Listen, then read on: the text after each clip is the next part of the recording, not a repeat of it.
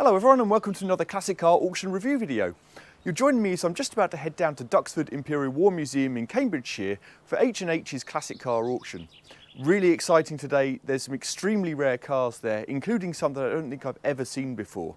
There's also all the usual classic car auction suspects. So I'm just deciding which Jag to take down today. I think I'm going to give my XKR a run out and you'll see me next down at the auction. It's actually the first time I've been here, despite having lived just a few miles away for years and also working just a few miles away. So I'm not quite sure how I've never made it here, but this is a lovely setting. They used to have it down the actual museum part, I think, but no longer, unfortunately. But they've got some cars out here on the grass, as you can see, and also inside these marquees. So I'm going to start with this absolutely wonderful looking Aston Martin V8 Volante. Must be a late Series 4 because it's still got the bonnet bulge, so carburettor fed. The Series 5 was electric fuel injection, but it must be a very late one as it's 1986. Looks absolutely brilliant in this Winchester blue. These were 5.3 litre V8, of course. Left-hand drive, as you can see, and 5-speed manual, which is quite rare in these, most of them with a ZF Auto. Look at this burr walnut. The condition in interior is absolutely superb. Only done 25,000 miles. I had to do a double take at that. It was restored during 2018 and 2019. It still looks in exceptionally good condition. Guided at 110 to 130,000 pounds. I've seen some sell for not that far short of that. This is very low miles, but it's left-hand drive, which is surely going to put some people off. Yeah, I've also seen some at similar prices not make anywhere near that, so that'll be interesting. A Lamborghini ESPADA. What an iconic design this is. Extremely easy to recognise one of these. Lamborghini's kind of true four-seater supercar. Front engine V12, of course. This one's a 1973. Recommissioned in 2020. Looks in fantastic condition. 67,000 miles. These are really rare in right-hand drive. 130 only. I mean, look at this design. Absolutely wonderful.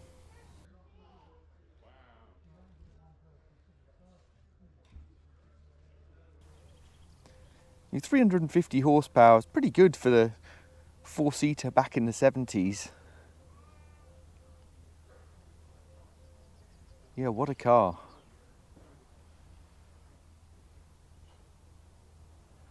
And the interior actually looks kind of just as crazy design, I think.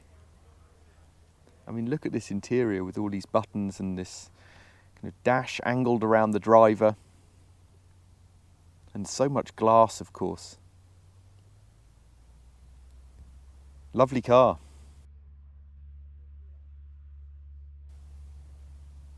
Guided at 70 to 90,000 pounds. Another iconic car here, Maserati Quattroporte, 1966 this one, so an early Series 2. And I guess probably the world's first super saloon, I suppose. You know, a genuine four-seater super saloon with a 4.1 litre quad cam V8 in it. 260 horsepower, which is quite a lot back then in 1966. Looks in beautiful condition. I love this colour. Interior as well. Left-hand drive, obviously. Spent most of his life in Italy, came to the UK in 2006. It's since had lots of engine work, suspension, repaint. It looks lovely in here.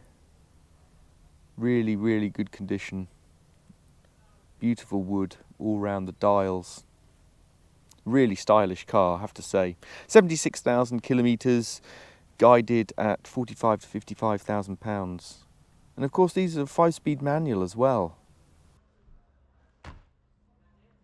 Straight on to another icon, the ALPINE Renault A110.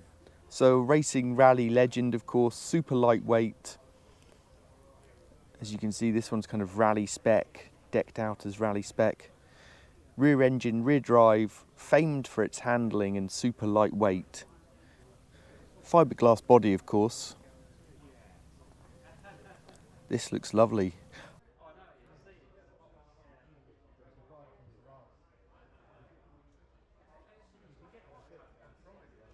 I'm guessing it's 140 horsepower. This started, or the A110 started as 1.1. This originally had a 1.3 engine, but has since been upgraded to a rally spec high revving 1600. So I guess it could be the 140 horsepower. I love rally spec cars. Really, really good condition as well.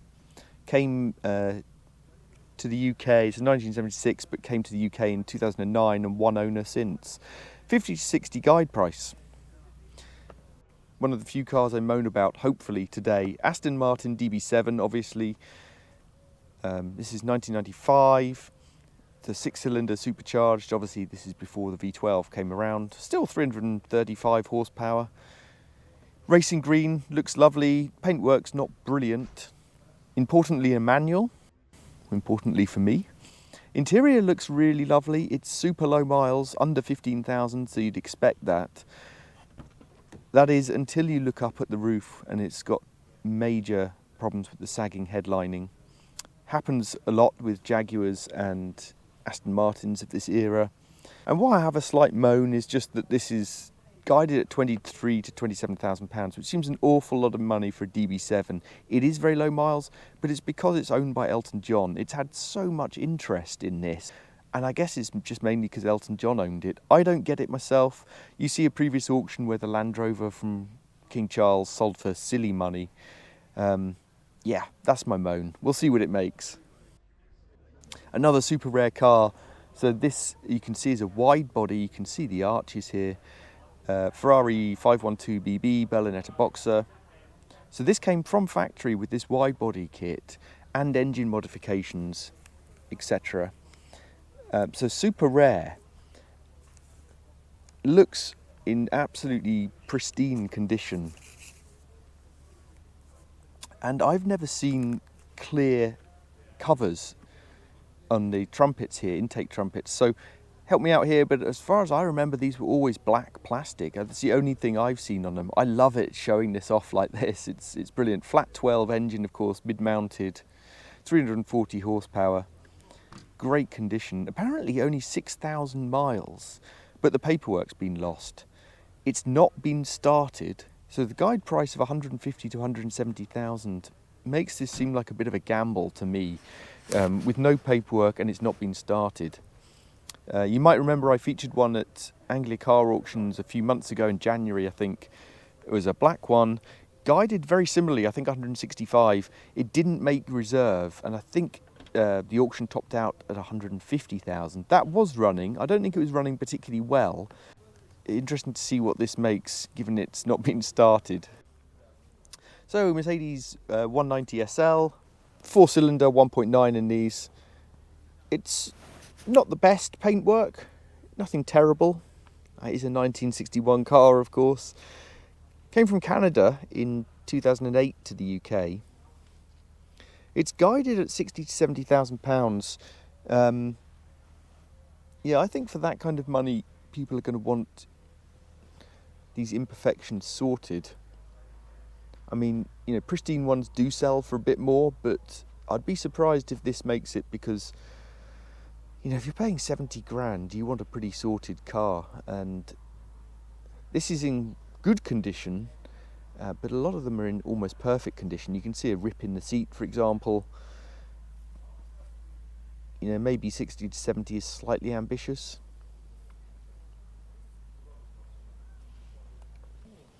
So this is really rare. I don't know that much about it, I'm afraid. It's a COSTIN-NATHAN GT 1967. It is so low, it's ridiculous. I'm not sure how well it'll come out on camera. It makes my Noble M12 and my GPS Zero seem huge. It's fiberglass body and a wood monocoque weighing 400 kilograms. I mean, that is incredibly light, ridiculously light. It's a 1 litre engine revving to 8,400 RPM and apparently taking it to 167 miles an hour. I don't think I'd want to go that fast in this myself. Had loads of work done to it. I have to say I've never seen one before. Really unique design. Guided at 190 to 210,000 pounds. I think you'll definitely be the only one on track in one of these. Amazing little car. This auction is really amazing actually. Some parts of it, it's almost like walking through a museum. Fantastic to see these vintage cars. I'm afraid I know very little about them. Perhaps I'll come slightly better armed and researched next time in order to feature a couple. But I've come to see this TVR Griffith. This is 1966, owned by the same person since 1971. One of only 52 UK models. I didn't know these were so rare. Came with the 4.7 litre Ford V8, I think. Paintwork's not great.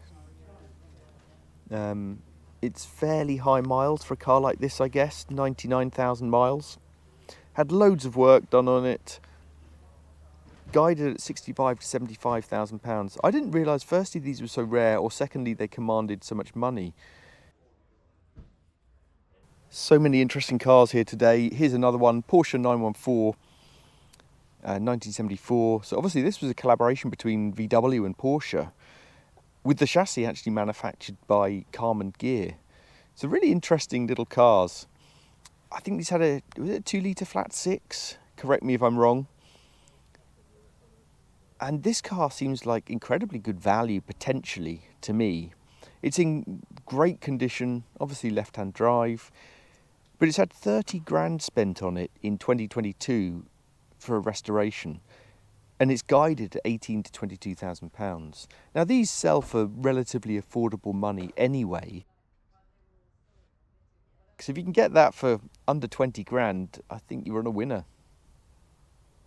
Potentially a good buy. I love these Vauxhall Chevette HS. Limited edition rally homologation special, of course. Only 400 of these were actually made. This is 1978. They had the 2.3 litre in these, of course. Always looks like it should be front wheel drive to me, but they're rear wheel drive. Apparently needs recommissioning. I mean, it looks in pretty good condition to me. Presumably not been started or run, and that's why it needs recommissioning. So I'm unsure about the mechanics, but it looks in very good condition in here as well.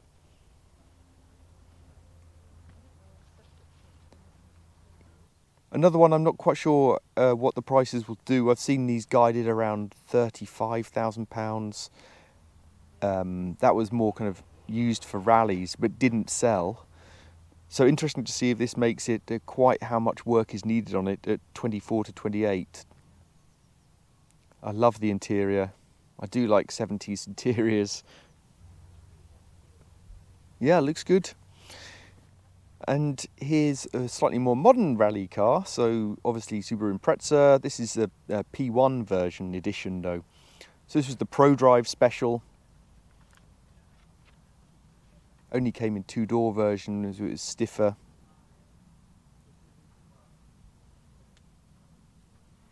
And this is in really good condition. It's only done 23,000 miles. 20 service stamps.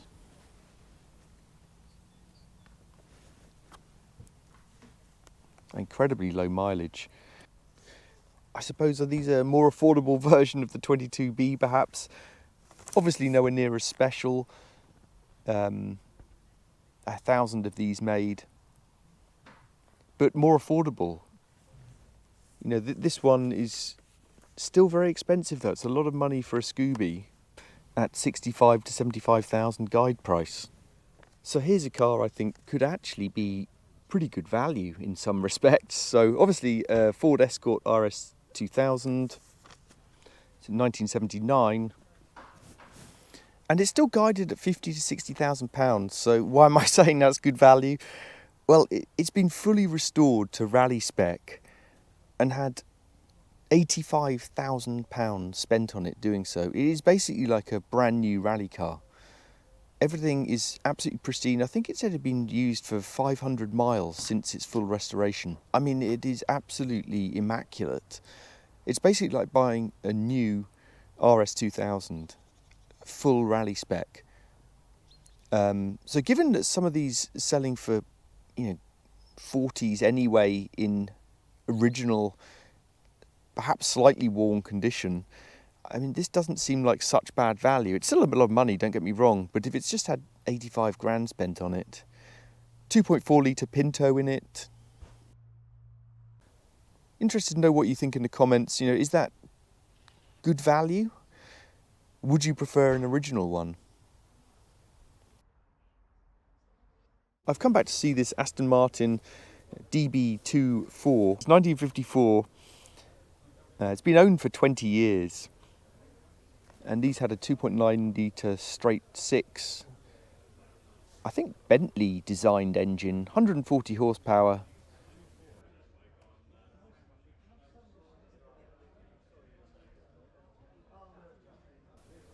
Just the elegance of the design that you don't get any longer. Beautiful looking car. It's guided at 90 to 100,000 pounds. So I've come out for a bit of fresh air and sun and come to see this Bentley Turbo Red Label. Another car I think could be pretty good value. It's not in perfect condition, but it looks overall very good. 1994. It's guided at 12 to 14,000 pounds, which sounds round about what these go for.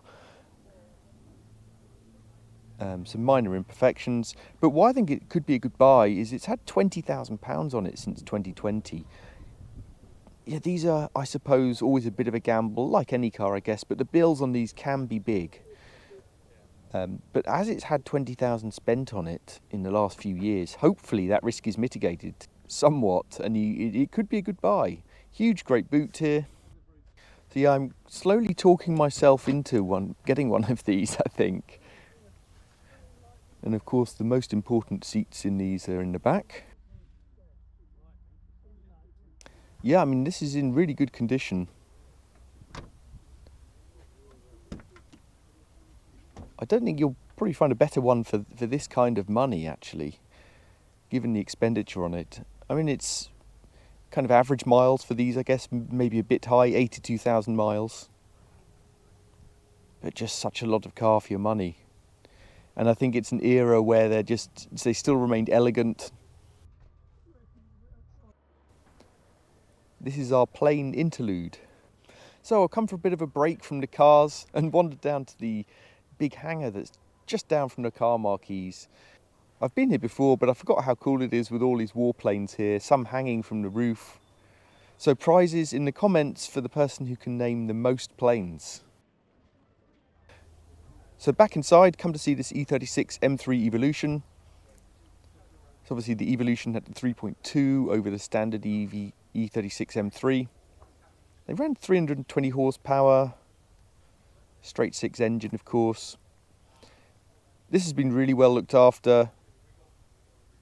The hood's got a bit of damage, nothing bad. Really, really low miles though, 43,000 miles, and a very unusual colour. It's guided at 20 to 30,000 pounds, which first thing I'd say is that's a huge range. But I can't see it making anywhere near top end of that. I think, these are selling actually more for E46s sometimes now, which surprises me. But there must be a limit to these, how much these will fetch. It is a manual, which is good in my opinion. It may make near 20, I can't see it making anywhere near 30, despite its low miles. Another vintage section here, cars dating back to early 1900s, I think, some of these. Fantastic to see. As I say, it's kind of like getting a museum trip as well. Yeah, maybe when I'm a millionaire with some big barns, I'll think about getting some of these. Ironically, in this tent full of vintage cars, I've come to see this Ford Granada. It's been getting a lot of attention, and I think that's because it's one owner from new, just over 30,000 miles. so ridiculously low. It's the 3 litre, so the V6 Essex engine in these. 1977, and it's been fully recommissioned. And it looks in great condition.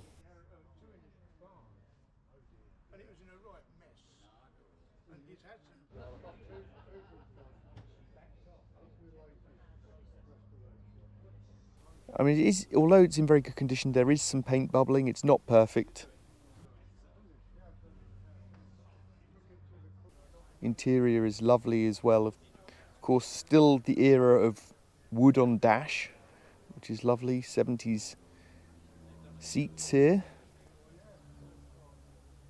Yeah, nice looking thing. Unusual colour. Like I say, it's been getting a load of attention, so I expect this will sell for some pretty decent money. So here's the other Subaru Impreza P1. So a bit like buses, you don't see one for a long time and then two come along. This one's a bit cheaper. It's been lightly modified. Slightly unusual looking exhaust here.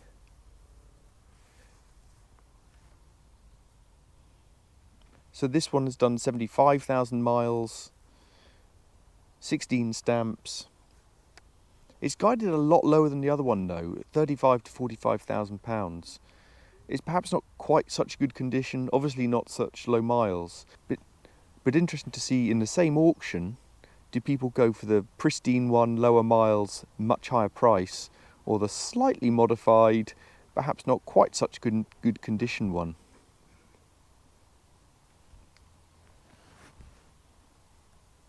I mean, there's nothing wrong with this, it's still in good condition. Just a few more imperfections, and the modifications potentially put people off, I suppose.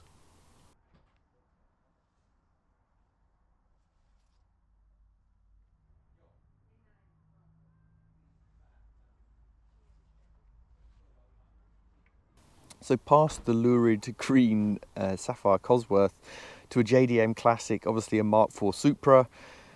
This is 1993, and it came from Japan with the Veilside kit. So obviously pretty distinguishable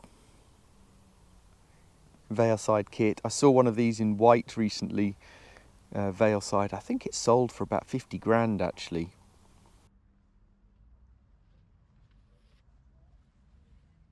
It's in very good condition, not perfect, but it's a 1993 car. Look at that wing. Some pretty chunky split rim alloys on this, aren't there? Apparently, this engine has not been modified, which is quite unusual for the 2JZ, 2JZ. 6-speed manual, fairly rare in these. Most of them I see are auto. Ridiculously low miles. As this came to the UK in 1999, it's only done 40,000 miles. It looks very good in here. Guided at 40 to 50,000 pounds. Interesting to see if it makes that. I've seen some make similar money. They were actually extensively modified for power, etc. So interesting if a more standard one makes it. And the Veilside kit is probably slightly divisive. So onto this Mark II Focus RS. Interesting because this was in an auction. I featured it a couple of months ago, so obviously unsold. Mark II's had the 2.5 turbo, of course. Some minor imperfections here. Ran 300 horsepower or so. Quaife limited slip diff. The Ford developed what they called the Revo knuckle suspension. I actually had a Mark II ST, and at the same time I owned that, I test drove one of these, an RS, and the difference in performance and particularly the handling was incredible. These handle really, really well, much better than I gave them credit for previously. Relatively high miles, 90 odd thousand. These Mark IIs are holding their value pretty well. It's guided at 18 to 22,000 pounds, which doesn't seem too far off. Excellent service history. This is a 10-valve Audi Quattro, 1985, so most of what I see are 20 valves and the obviously much more expensive URs. So I'm not too sure about the values on these, to be honest. But it was fully restored in 2022. It's got a guide price of 30 to 35,000 pounds. Fairly good value, I suppose, for that, given its full restoration. I mean, it looks in excellent condition. Yeah, really good inside as well.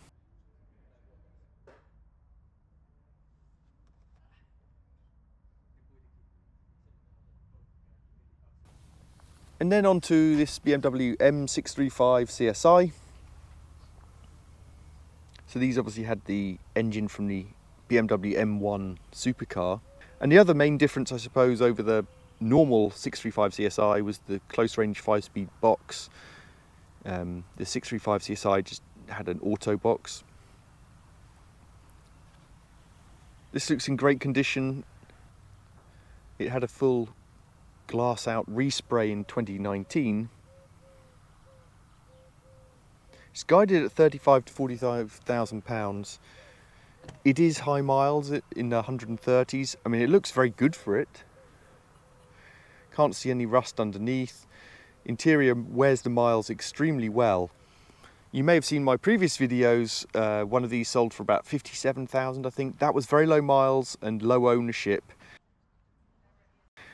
I'm not sure this will make up to, certainly not up to 45. It could make low 30s, I guess, but it is very high miles. So come outside again to see this Land Rover lightweight. This is obviously the Series 2 era, being 1968. And this is in exceptionally good condition, fully restored in 2005. So although that's 20 years ago now, it still looks absolutely brilliant. I don't think you'll find a better condition one. I mean, even these trailers are quite valuable, you know, now.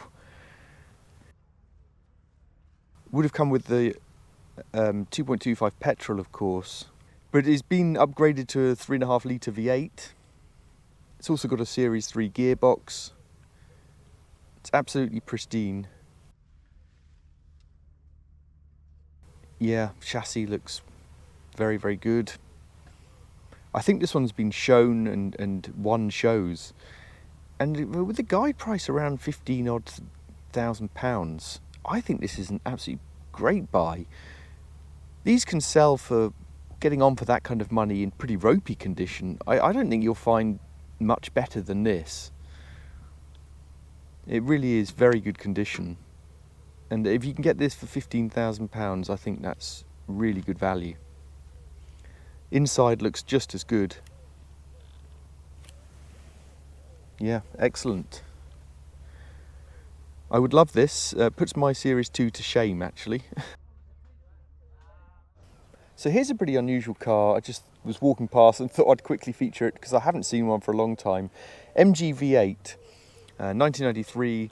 So I suppose kind of evolved from the MGB Roadster, but had a 4-litre V8, 190 horsepower. They're really quite a rare car, 300 or so in UK. And I suspect a slightly acquired taste.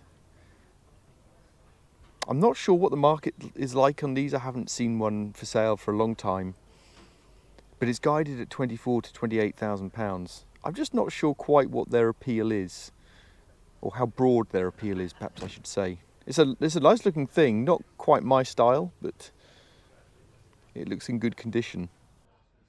And I've come back outside. You have to excuse probably a bit of plane noise in the background. There's stunt pilots testing, I think. To come to look at this Aston Martin V12 Vantage DB7, pretty badly clouded headlights. It's quite rare to see these V12s.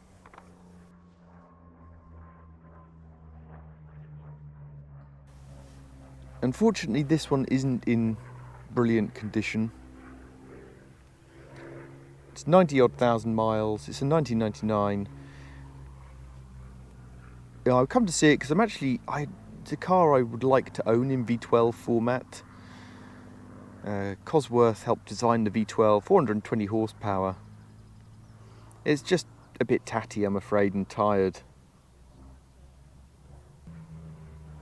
Yeah, this one's definitely not for me, but you know, it could still be fairly good value for someone who doesn't mind a slight tattiness. Often these cars are, because of the type of car they are, get very well looked after, but you can see in here it's not great, if I'm honest.